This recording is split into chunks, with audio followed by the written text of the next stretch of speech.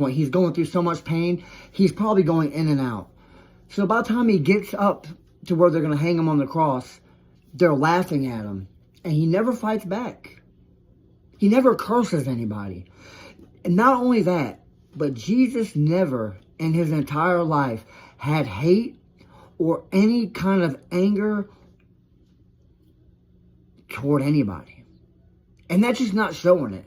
So we could go through life and not show anger, but he didn't feel any hate toward anybody. I mean, could you imagine going through all that and you didn't have a thought of revenge? You didn't have a thought of hurting them back?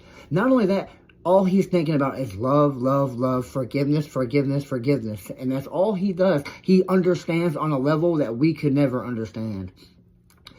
And what he experienced, we could never experience, because everything I've went through in life, I have deserved.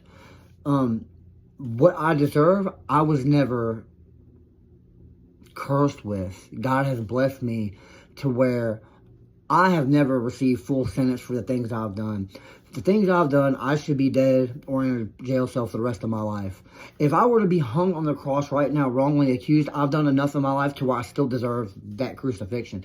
He has done not one thing wrong. He's never looked at a woman with a lustful eye.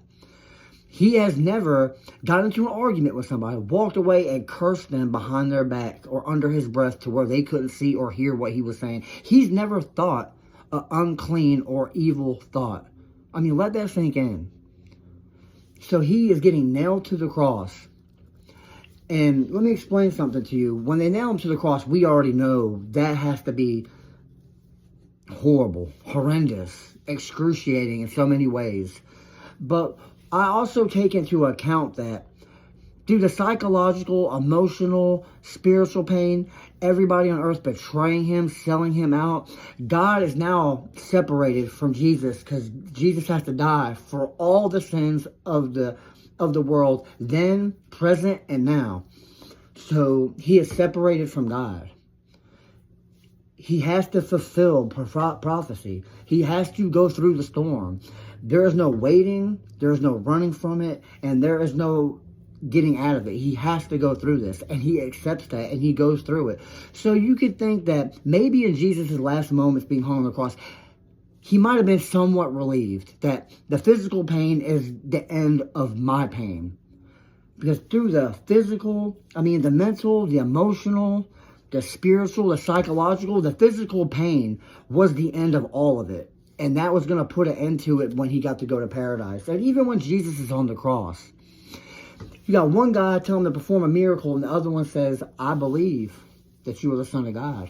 And he tells the other guy on the cross, we deserve this. He doesn't. And he said, God, Jesus, remember me. And Jesus said, you will be with me today in paradise. Still not thinking about him. He didn't say, you deserve this, or perform a miracle to get down. He accepted it. And the God that was all for him, he said, you'll be with me today in paradise.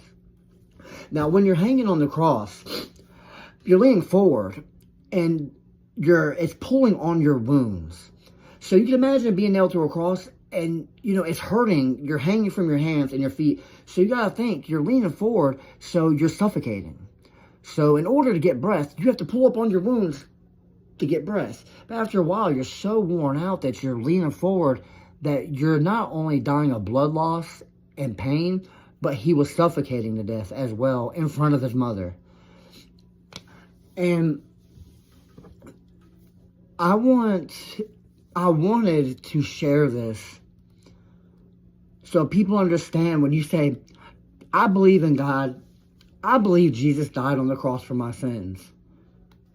It is so much more than him just getting nailed to the cross. People think it was an isolated situation of pain for him. You got to understand he came to fulfill prophecy.